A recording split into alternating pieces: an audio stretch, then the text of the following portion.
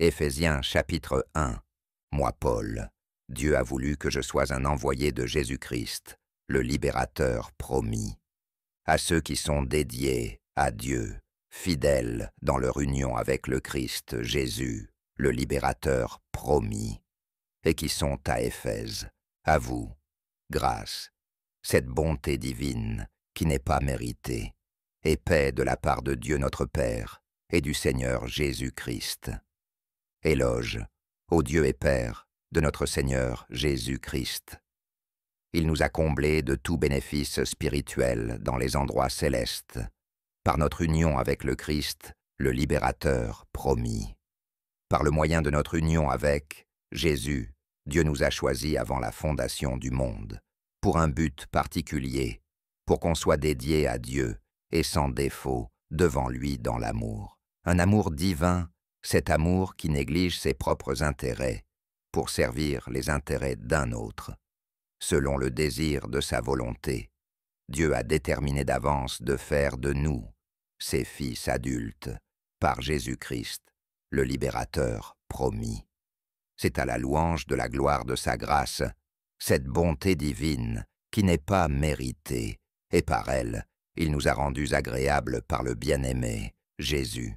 C'est par notre union avec lui qu'on a la libération par le paiement de la rançon, par son sang, et le pardon des offenses, selon la richesse de sa grâce, cette bonté divine qui n'est pas méritée. Ça nous est accordé avec abondance, en toute sagesse et intelligence. Il nous a fait connaître le plan secret de sa volonté, selon son désir, le plan qu'il avait lui-même déterminé d'avance, ce plan qu'il va administrer jusqu'à la fin des temps, et de réunir tout ce qui est dans les cieux et sur la terre, sous un seul chef, le Christ, le libérateur promis. C'est aussi par notre union avec lui qu'on a obtenu un héritage.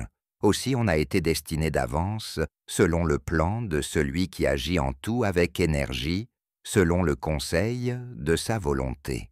C'est pour qu'on soit, nous les Juifs, la raison que sa gloire soit déclarée digne d'admiration, nous qui avons dans le passé mis notre attente confiante dans le Christ, le libérateur promis. Vous aussi, nation, vous avez entendu le message de la vérité, la bonne nouvelle de votre salut, et vous vous êtes aussi confiés en Jésus. Vous avez été scellés par le Saint-Esprit de la promesse. Il est le paiement partiel de notre héritage, qui est la libération totale et finale de la possession que Jésus a acquise. Et ça, pour que sa gloire soit déclarée digne d'admiration. À cause de ça, moi aussi j'ai entendu parler de votre confiance dans le Seigneur Jésus et de votre amour pour tous ceux qui sont dédiés à Dieu, un amour divin, cet amour qui néglige ses propres intérêts pour servir les intérêts d'un autre. Depuis, je n'arrête pas de remercier Dieu pour vous. Je me souviens continuellement de vous dans mes prières. C'est pour que le Dieu de notre Seigneur Jésus-Christ, le Père de la gloire, vous donne un esprit de sagesse et de révélation pour le connaître parfaitement. Que Dieu éclaire les yeux de votre pensée pour que vous compreniez quelle est cette attente confiante, l'effet de son appel, pour un but particulier, et quelle est la richesse de la gloire de son héritage au milieu de ceux qui sont dédiés à Dieu. Aussi, quelle est la surabondante grandeur de sa puissance envers nous, qui croyons, selon l'énergie du pouvoir de sa force. Il a montré cette énergie dans le cas du Christ, en le réveillant d'entre les morts. Aussi il l'a fait asseoir à sa droite dans les endroits célestes, au-dessus de toute principauté, autorité, puissance et domination, et de tout nom qui se nomme continuellement, pas seulement dans ce monde, mais aussi dans celui qui est à venir.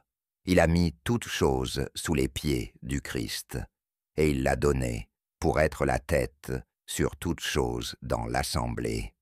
Elle est son corps, et il est totalement présent en elle, lui qui a toujours accompli tout en tous.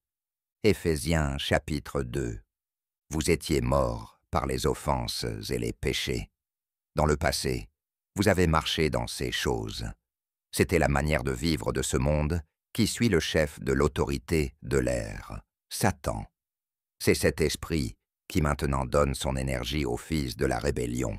Nous tous aussi, on était de leur nombre, et on a vécu dans les désirs de notre nature déchue. On a pratiqué les volontés de notre nature déchue et de nos pensées. Vraiment, on était par nature des enfants de colère, aussi bien que les autres. Mais Dieu, qui est toujours riche en pitié, nous a aimés d'un grand amour, un amour qui néglige ses propres intérêts pour servir les intérêts d'un autre. Nous aussi, on était morts par nos offenses, et il nous a fait vivre avec le Christ. C'est par la grâce, cette bonté divine qui n'est pas méritée, que vous avez été complètement sauvés et que vous l'êtes toujours. Il nous a réveillés ensemble et, par notre union avec le Christ Jésus, le libérateur promis, il nous a fait asseoir ensemble dans les endroits célestes.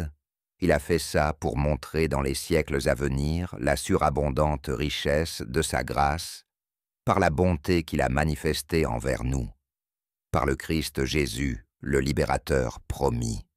Oui, c'est par la grâce, cette bonté divine qui n'est pas méritée, que vous avez été complètement sauvés, et que vous l'êtes toujours. C'est par la foi, et ce salut ne vient pas de vous, c'est le cadeau de Dieu. Ce n'est pas par les œuvres, pour que personne ne se vante.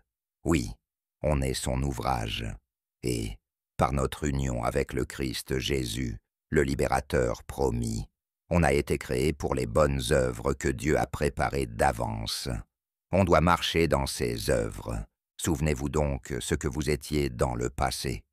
Vous, des non-juifs de naissance, vous étiez habituellement traités d'incirconcis par ceux qui se disent circoncis et qui le sont dans la chair par des mains humaines.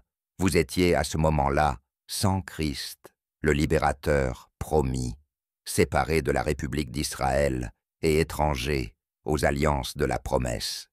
Vous n'aviez pas d'attente confiante et vous étiez sans Dieu dans le monde.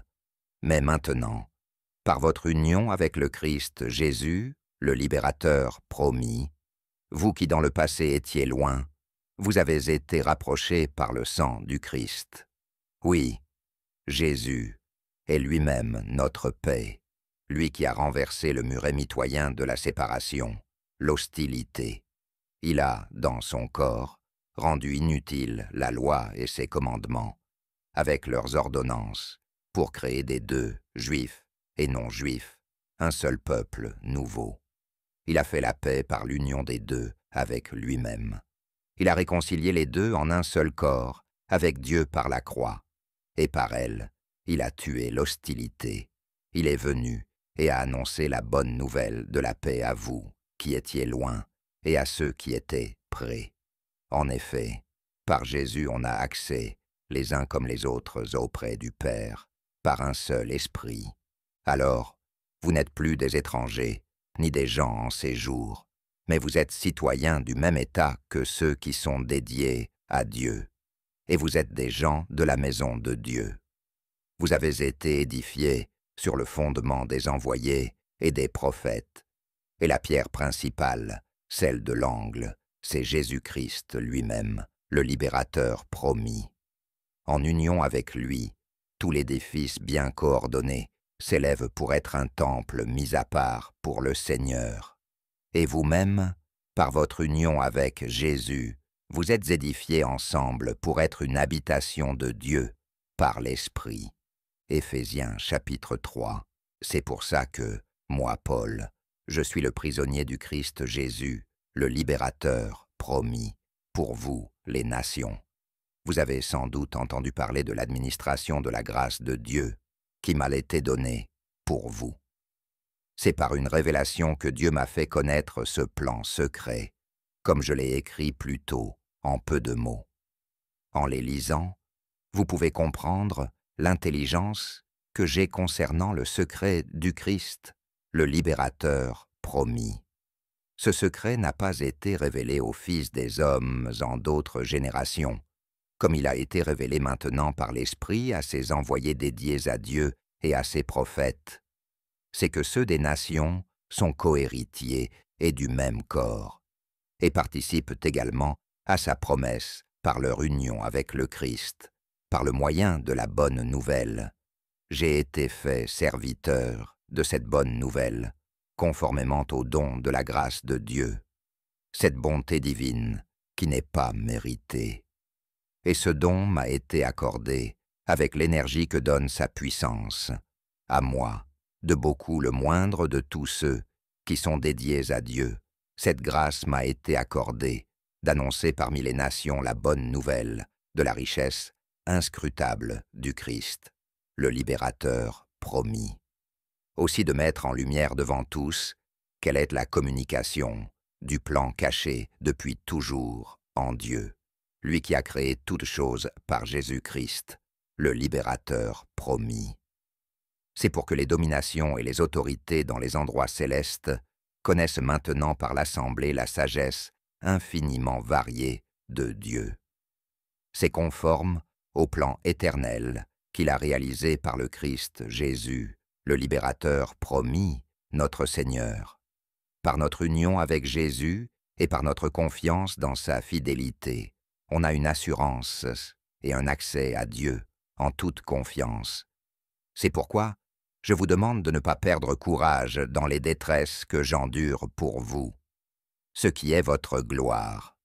À cause de ça, je plie toujours les genoux devant le Père de notre Seigneur Jésus-Christ, le libérateur promis, de qui toute famille dans les cieux et sur la terre reçoit son nom.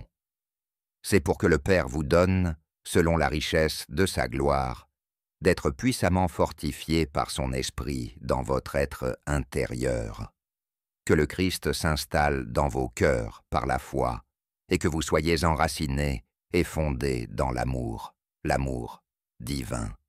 Cet amour qui néglige ses propres intérêts pour servir les intérêts d'un autre.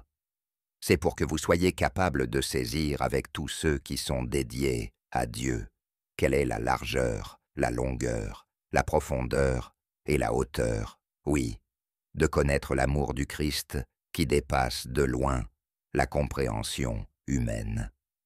C'est pour que vous soyez remplis jusqu'à toute la plénitude de Dieu. Lui, Dieu, peut faire, par sa puissance qui travaille en nous, infiniment plus que tout ce qu'on demande ou pense. À lui soit la gloire dans l'Assemblée, par le Christ Jésus, le libérateur promis, pour tous les peuples et pour le temps, et l'éternité, c'est la vérité. Éphésiens chapitre 4.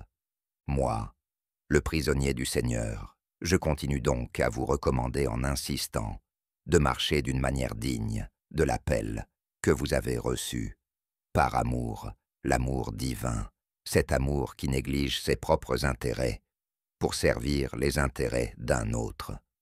Supportez-vous les uns les autres en toute humilité, douceur et avec patience. Continuez à faire de votre mieux pour garder l'unité de l'esprit par le lien de la paix. Il y a un seul corps et un seul esprit, comme aussi vous avez été appelés à une seule attente confiante par votre vocation, pour un but particulier. Il y a un seul Seigneur, une seule foi, une seule immersion et un seul Dieu et Père de tous. Il est sur tous, au milieu de tous et au-dedans de vous tous. Mais à chacun de nous la grâce, cette bonté divine qui n'est pas méritée, a été donnée selon la mesure du don du Christ. C'est pourquoi il a dit, quand il est monté en haut, il a capturé des prisonniers et il a donné des dons aux personnes. Psaume 68, 18. Mais que signifie qu'il soit monté, si ce n'est que premièrement, aussi il était descendu dans les parties plus basses de la terre. Lui, Jésus, qui est descendu est le même aussi, qui est monté au-dessus de tous les cieux pour accomplir toutes choses. Et il a lui-même donné à certains d'être des envoyés, à d'autres d'être des prophètes, à d'autres d'être des messagers de la bonne nouvelle, et à d'autres d'être des bergers qui enseignent. Tout ça pour la formation de ceux qui sont dédiés à Dieu, pour qu'ils accomplissent leur service, pour édifier le corps du Christ. Et ça, jusqu'à ce qu'on arrive tous à l'unité de la foi et de la pleine connaissance du Fils de Dieu, à l'homme complet, à la mesure de la stature de la plénitude du Christ, le libérateur promis. C'est pour qu'on ne soit plus de petits enfants, flottants, et poussés ici et là par tout vent d'enseignement, par la tromperie des hommes et par leur ruse dans l'art de l'égarement. Mais, qu'en pratiquant la vérité dans l'amour, on grandisse en tout vers celui qui est la tête, le Christ, le libérateur promis. C'est de lui que tout le corps bien coordonné et étroitement uni par le moyen de toutes les jointures qui le soutiennent, tire sa croissance avec une énergie proportionnée à chaque partie. C'est pour que le corps soit lui-même édifié dans l'amour, l'amour divin, cet amour qui néglige ses propres intérêts pour servir les intérêts d'un autre. Voici donc ce que je continue à dire et à affirmer au nom du Seigneur. Vous devez arrêter de marcher comme le reste des gens des nations. Ils marchent encore dans la futilité de leur intelligence. Leurs pensées sont privées de lumière. Ils sont séparés de la vie de Dieu à cause de l'ignorance qui est en eux et à cause de l'endurcissement de leur cœur. Ils ont perdu tout sentiment et se sont livrés au mal sans honte et sans frein pour commettre avec appétit toutes sortes d'impuretés. Mais vous, ce n'est pas comme ça que vous avez appris à connaître le Christ, le libérateur promis, si du moins vous l'avez écouté, et si vous avez été instruit par lui, selon la vérité qui est en Jésus. Rejetez votre ancienne conduite, cette vieille personne qui se corrompt selon les convoitises de la séduction. Soyez continuellement renouvelés par l'Esprit dans votre intelligence. Revêtez cette nouvelle personne, créée conforme à Dieu, dans la justice et une vie dédiée à Dieu que produit la vérité. C'est pourquoi, après avoir rejeté une fois pour toutes le mensonge, que chacun dise toujours la vérité à son prochain, parce qu'on est membres les uns des autres. Mettez-vous en colère, mais arrêtez de pécher. Arrêtez de laisser le soleil se coucher sur votre irritation et ne donnez pas d'opportunité au diable, le calomniateur. Celui qui avait l'habitude de voler doit arrêter de voler, mais plutôt qu'il travaille jusqu'à l'épuisement, en faisant de ses mains ce qui est bon, pour qu'il ait de quoi donner à celui qui a besoin. Arrêtez de laisser sortir de votre bouche toute mauvaise parole, mais dites plutôt des paroles pour l'édification selon le besoin, pour que tes paroles fassent du bien à ceux qui entendent, et arrêtez d'attrister le Saint-Esprit de Dieu par qui vous avez été scellés pour le jour de la libération finale. Enlevez du milieu de vous toutes sortes d'amertume, d'animosité, de colère, de clameur et de paroles qui blessent, aussi toute malice. Soyez toujours bons et d'un cœur tendre les uns pour les autres. Pardonnez-vous toujours les uns les autres, comme aussi Dieu par le Christ, le libérateur promis, vous a pardonné. Éphésiens chapitre 5. Soyez donc toujours des imitateurs de Dieu, comme des enfants bien-aimés. Marchez continuellement dans l'amour, l'amour divin, cet amour qui néglige ses propres intérêts pour servir les intérêts d'un autre. C'est comme ça que le Christ, le libérateur promis, nous a aimés. Il s'est livré lui-même pour nous comme une offrande et un sacrifice à Dieu, comme un parfum de bonne odeur. Que ni l'immoralité sexuelle, ni aucune impureté, ni avidité ne soient même nommées parmi vous. Ça ne conviendrait pas à ceux qui sont dédiés à Dieu. La chose malhonnête, folle ou sale est déplacée. Mais dites plutôt des témoignages de gratitude. En effet, voici ce que vous savez bien, c'est que personne qui pratique l'immoralité sexuelle, qui est impur ou avare, ou qui est un idolâtre, n'a d'héritage dans le royaume de celui qui est Christ et Dieu. Arrêtez de vous laisser séduire par les autres, par des discours vides. Oui, c'est à cause de ces choses que la colère de Dieu vient sur les fils de la rébellion. Arrêtez donc d'avoir part avec eux. En effet, vous étiez dans le passé les ténèbres mêmes, mais maintenant vous êtes la lumière même, par votre union avec le Seigneur. Marchez comme des enfants de lumière. Oui, le fruit de l'esprit, c'est la bonté, la justice et la vérité. Examinez et découvrez ce qui est agréable au Seigneur. Et arrêtez de participer aux œuvres infructueuses des ténèbres, mais plutôt reprenez-les. Oui, c'est même honteux de raconter les choses qu'ils font en secret. Toutes ces choses se voient quand elles sont réprouvées par la lumière, parce que c'est la lumière qui manifeste tout. C'est pourquoi c'est dit, « Réveille-toi, toi qui dors, et relève-toi d'entre les morts. » Ésaïe 26, 19, et « Le Christ resplendira sur toi. » Ésaïe 61. Faites toujours bien attention de marcher avec soin, pas comme des gens sans sagesse, mais comme des gens sages. Servez-vous du temps que vous avez de manière efficace, parce que les jours sont mauvais. C'est pourquoi arrêtez d'être sans prudence, mais comprenez quelle est la volonté du Seigneur. Et arrêtez de vous enivrer de vin, ça mène au désordre, mais soyez toujours dirigés par l'Esprit. Dites-vous souvent des psaumes, des hymnes et des cantiques spirituels. Chantez et déclarez souvent le Seigneur, digne d'admiration dans votre cœur.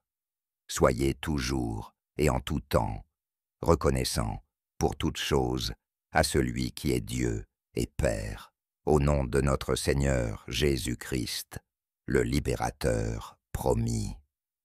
Soumettez-vous continuellement les uns aux autres dans la peur de Dieu, une peur mêlée d'un profond respect et d'une grande considération.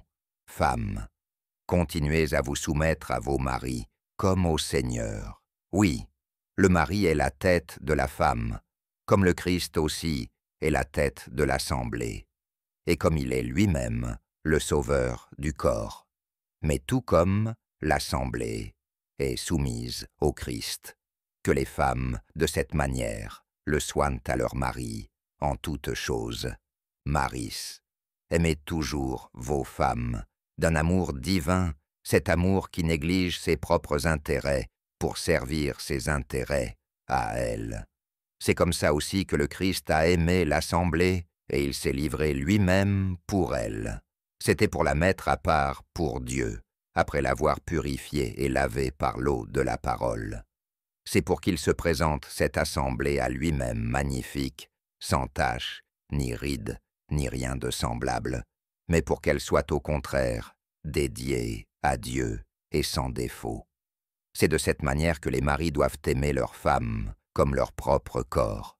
Celui qui aime sa femme d'un amour divin, cet amour qui néglige ses propres intérêts, pour servir ses intérêts à elle, s'aime lui-même. Personne n'a jamais détesté son propre corps, mais il le nourrit et le soigne tendrement, comme aussi le Seigneur le fait pour l'Assemblée. Oui, on est membre de son corps, de sa chair et de ses os. C'est pour ça que l'homme quittera son père et sa mère et s'attachera à sa femme, et les deux ne feront qu'un. Genèse 2, 24. C'est une grande vérité cachée, mais je dis ça, moi, par rapport au Christ et par rapport à l'Assemblée. Mais vous, Marie, que chacun de vous aime sa femme comme lui-même, et que la femme ait peur de son mari, une peur mêlée d'un respect profond et d'une grande considération. Éphésiens chapitre 6. Enfants, prenez l'habitude d'obéir à vos parents comme le Seigneur le veut. Oui, voici votre obligation. Honore toujours ton père et ta mère. C'est un commandement de premier rang, avec une promesse. C'est pour ton bien, et pour que tu vives longtemps sur la terre. Deutéronome 5:16. Père, et vous, arrêtez d'irriter vos enfants, mais continuez à les élever sous la correction et les avertissements du Seigneur. Esclaves, prenez l'habitude d'obéir à vos maîtres sur cette terre, avec peur, une peur mêlée d'un profond respect et d'une grande considération, aussi avec tremblement. Faites-le dans la simplicité de votre cœur, comme au Christ. Ne servez pas seulement sous leurs yeux, comme pour plaire à des hommes, mais comme esclaves du Christ, le libérateur promis. Faites avec cœur la volonté de Dieu. Servez toujours avec affection le Seigneur, pas les hommes. En effet, vous savez bien que tout le bien que chacun aura fait, il le recevra du Seigneur, qu'il soit esclave ou qu'il soit libre. Maître, et vous, faites-moi toujours la même chose pour eux. Laissez de côté la menace. Oui, vous savez bien que votre Seigneur à vous, aussi, est dans les cieux, et auprès de lui, il n'y a pas de favoritisme. Pour ce qui est du reste, mes frères et mes sœurs, soyez continuellement fortifiés par votre union avec le Seigneur, et par le pouvoir de sa force. Revêtez-vous de l'armure complète de Dieu, pour pouvoir tenir ferme contre les moyens trompeurs et habiles du diable, le calomniateur. En effet, notre lutte n'est pas contre le sang et la nature déchue, mais contre les principautés, contre les autorités, contre les dominateurs universels des ténèbres de ce monde, et contre les puissances spirituelles de la malveillance dans les endroits célestes. C'est pourquoi, prenez tout de suite, et une fois pour toutes, l'armure complète de Dieu, pour pouvoir résister dans le mauvais jour et, après avoir tout accompli, tenir ferme. Tenez donc ferme, ceinturez vos reins de la vérité, revêtez la cuirasse de la justice, chaussez vos pieds de la préparation que donne la bonne nouvelle de la paix.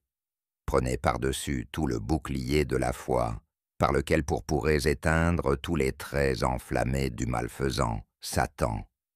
Recevez aussi le casque du salut et l'épée de l'Esprit, qui est la déclaration de Dieu. Priez en tout temps par l'Esprit, par toutes sortes de prières et de supplications. Veillez à ça avec toute persévérance et avec supplication pour tous ceux qui sont dédiés à Dieu. Priez aussi pour moi, pour que ça me soit donné de parler à bouche ouverte, pour faire connaître avec assurance le secret de la bonne nouvelle. C'est pour ça que je suis ambassadeur dans les chaînes, pour que j'en parle avec assurance comme il faut que je parle. Mais pour que vous aussi vous puissiez connaître ce qui me concerne et ce que je fais, Tychik, le bien-aimé frère et fidèle serviteur dans notre union avec le Seigneur, vous fera connaître toutes choses. C'est pour cette raison que je l'envoie vers vous, pour vous faire connaître ce qui nous concerne, et qu'il console vos cœurs.